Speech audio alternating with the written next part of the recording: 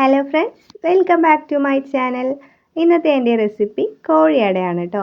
Chicken വെച്ച് തയ്യാറാക്കാൻ പറ്റുന്ന ഒരു അടിപൊളി 4 മണി പലഹാരമായ കോഴിയട എങ്ങനെ തയ്യാറാക്കാമെന്ന് നോക്കാം കേട്ടോ. ഈ സ്നാക്സ് തയ്യാറാക്കുന്നതിന് വേണ്ടി 200 ഗ്രാം ചിക്കനിലേക്ക് അല്പം ഉപ്പുപൊടിയും കൂടി ഇട്ട് കൊടുത്ത് വേവിച്ച് ക്രഷ് ചെയ്ത് മാറ്റി വയ്ക്കാം.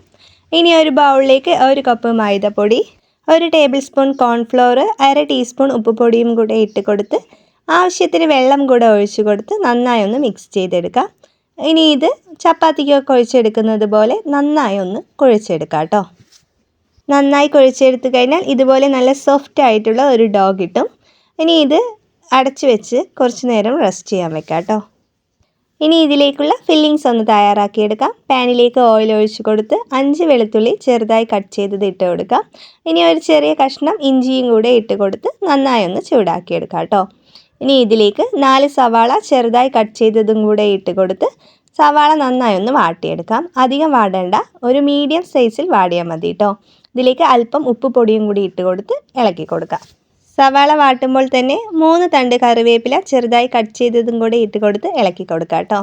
സവാള ഏകദേശം ഒന്ന് വാടി വന്നാൽ ഇതിലേക്കുള്ള മസാലപ്പൊടി ചേർത്ത് കൊടുക്കാം. 1 ടീസ്പൂൺ മുളക് പൊടിയും 1/2 ടീസ്പൂൺ ഗരം മസാലപ്പൊടിയും കൂടി ഇട്ട് കൊടുത്ത് മസാലപ്പൊടികളുടെ പച്ചമണം മാറുന്നത് വരെ വാട്ടിയെടുക്കാം. ഇനി നേരത്തെ ക്രഷ് ചെയ്ത് വെച്ച ചിക്കനും കൂടെ ഇതിലേക്ക് ഇട്ട് കൊടുത്ത് ചിക്കനിൽ മസാല പിടിക്കുന്നത് വരെ ഇളക്കി കൊടുക്കാം.